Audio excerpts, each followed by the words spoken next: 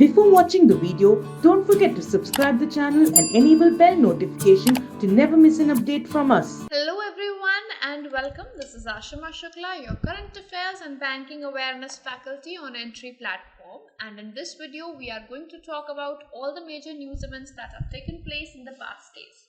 The discussion is a more theory and highlights form of discussion where I'll be giving you all the major news events in a lesser time possible so that you get all the major updates without wasting much of your time. Whereas for those who want to practice questions as well, for them we have a free live quiz completely free on Entry app, for which the link is provided in the description section below. You can download the app and there you'll be getting all various short videos, topic oriented courses and free of cost mock tests and test series. Let's start the discussion on the news events with the first news event being World Justice Project's Rule of Law Index 2021. This index was released recently, and according to this justice report law index, India's rank is at 79th position out of 139 countries which were ranked. The first position was marked by Denmark, whereas the second and third positions were taken by Norway and Finland. The 139th country, or the lowest position, was taken by Venezuela in this ranking. Now, the ranking is basically on the terms of score that the country is getting. The score ranges from 0 to 1. This country which has a score of 1 has the strongest adherence to the rule of law. Also, there are 8 factors which are considered for the ranking. That being constraints on the government powers, zero corruption, open government, access to fundamental rights, order and security, regulatory enforcement, civil justice and criminal justice. These are the 8 factors on the basis of which the measurement is done on how the rule of law is experienced and perceived, and accordingly we get the ranking based on the scores. Then we have Thomas Cup and Uber Cup. Both of them are badminton cups which were organized recently. And in that, taking one cup at a time, if we first take Thomas Cup, Indonesia had beaten defending champions India. So Indonesia was the winner in the Thomas Cup. It was organized at Ceres Arena in Aarhus, Denmark. This is the 14th Thomas Cup badminton title for Indonesia, and since 2002, this is the after 2002 Indonesia had not won any, so this is since 2002 the first one. In terms of bronze, if we have a look at who was the winner of bronze, it was shared between Japan and Denmark. So Japan and Denmark were the share ones of bronze medal. Then we have Uber Cup trophy. 15th Uber Cup trophy was organized, in which China was the winner, defeating Japan. Now this was the 15th Uber Cup trophy of China. South Korea and Thailand, they had shared the bronze cup in this. Now, Thomas Cup and Uber Cup are basically biennial international badminton championships which are contested. Now, in a men's national team, it is going to be Thomas Cup. Uber Cup is for the women's team event. So, Uber Cup is a women's badminton championship. Thomas Cup is a men's badminton championship. If we have a look at the edition which was organized, so 2020 edition of Thomas Cup was 31st edition. So this was the 31st edition of Thomas Cup, whereas for Uber Cup it was the 28th edition overall. Right? Then we have a few one-liners. Government has decided to extend the Pradhan Mantri Garib Kalyan package, the insurance scheme for healthcare workers fighting for COVID-19, for a further period of 180 days with effect from 21st of October 2021. So on 20th October, this was supposed to end, but it has been extended for 180 days more. So it provides an insurance of 50 lakh to nearly 22.12 lakh health workers who have worked for taking care of the COVID-19 patients. Union Cabinet has approved a further hike of 3% in the DA or Dearness Allowance and Dearness Relief or DR for the central government employees and pensioners. Increase of 3% will be applicable on the 28% which was done recently. So DADR increase was already done from 17% to 28% recently in July 2021, if you people remember. So now from 28% it is going to increase to 3%. That means the new DADR is going to be 31%, but this is going to be applicable from 1st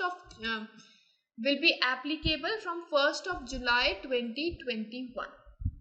It is going to cost the exchequer or the government approximately 9,488.70 crore rupees.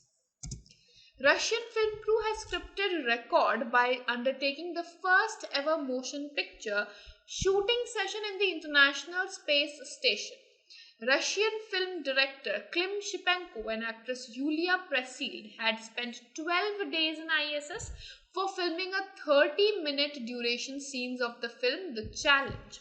It took 30 hours to record the material while in space. It is the first feature film to have been shot in space. It's based on a woman doctor who goes to space to save a cosmonaut's life. Right, so it's the first feature film that has been ever shot in ISS or International Space Station. European Parliament has awarded European Union's top human rights prize, that is Sakharov Prize for Freedom of Thought 2021, to imprisoned Russian opposition leader Alexei Navalny. He is a 45-year-old activist who has been awarded for immense personal bravery to fight tirelessly against the corruption of Vladimir Putin's regime. He is a 45-year-old activist, and the Sakharov Prize is basically for freedom of thought, commonly known as Sakharov Prize, and is given by European Parliament. It's their top human rights prize. Then we have Reserve Bank of India, which has imposed a penalty of 1 crore rupees on Paytm Payments Bank Limited as well. So 1 crore penalty on SBI recently, 1.25 crore on Standard Chartered, and now 1 crore on Paytm Payments Bank for certain violations as per Section 26(2) of the Payment and Settlement System Act 2007. Chinese smartphone maker OnePlus has announced appointment of Navneet Nakra as its Indian CEO and head of OnePlus India region operations recently. Ayushmann Khurrana ji has been roped in as a brand ambassador of cryptocurrency exchange platform CoinDCX to promote its Future Yahi Hai campaign. Renowned film director, producer and writer Imtiaz Ali ji has been roped in as the ambassador of Russian Film Festival in India. This is the first ever online Russian film festival which is being organized by Roskino, a Russian film promotion body in India. And there are 10 notable Russian films in various genres which will be premiered on Disney Plus Hotstar for the Indian audience. So their plan is to provide an effective platform to Russian government to promote their domestic content abroad.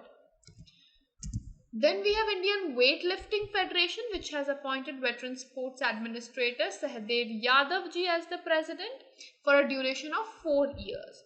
Other appointments are Secretary General Anand Gaude ji, and treasurer position has been given to Naresh Sharma ji. Kumar Mangalam Birla, the chairman of Aditya Birla Group, is set to invest in Zan, which is the first digital-only independent bank in UAE. And for this, Birla is going to partner with Hamid bin Zayed Al Nahyan, the managing director of Abu Dhabi Investment Authority.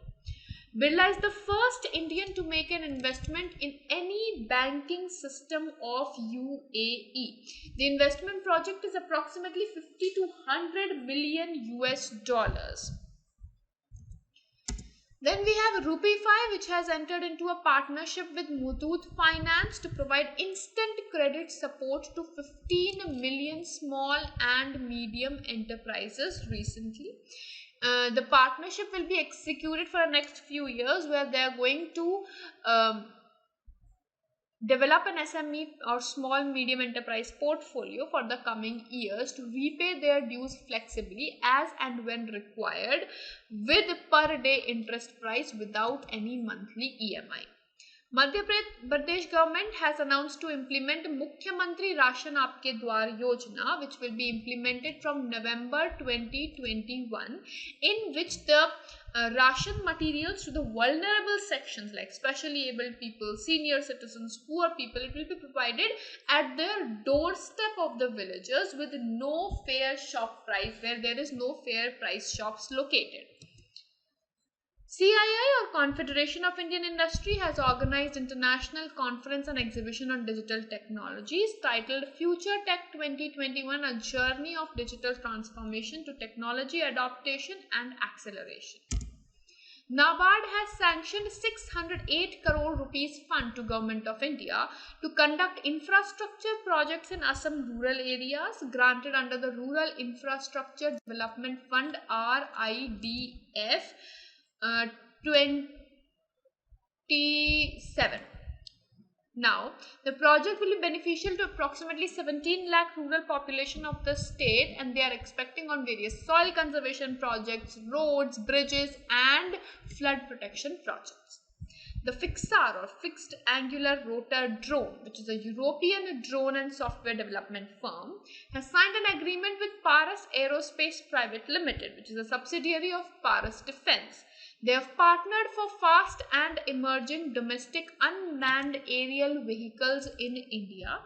And due to this partnership, the first FIXAR 007 unmanned aerial vehicle will be launched in India by November 2021. Air Quality Early Warning System was launched by Minister of State of Earth Science Dr. Jitendra Singh Ji, with a decision support system developed by Indian Institute of Tropical Meteorology IITM for Delhi NCR region, where this institute is based in Pune. National Mineral Development Corporation of India has received a Gold Award in Environmental Sustainability category, whereas NMDC's Kumaraswamy Iron Ore Mine has received Platinum Award in Environmental Management category. Swasth Haryana mobile app has been launched by Haryana's Health Minister Anil Vij ji, which is going to provide people relief from waiting in long queues at civil hospitals. So patients can register themselves to the civil hospital via app, and they can opt for healthcare or treatment facility as well. With this, we'll be winding up the segment of the day, and I hope this session has been helpful. We'll see you in the next video with more news events. Till then, good luck with your preparations and have a great day ahead, all of you.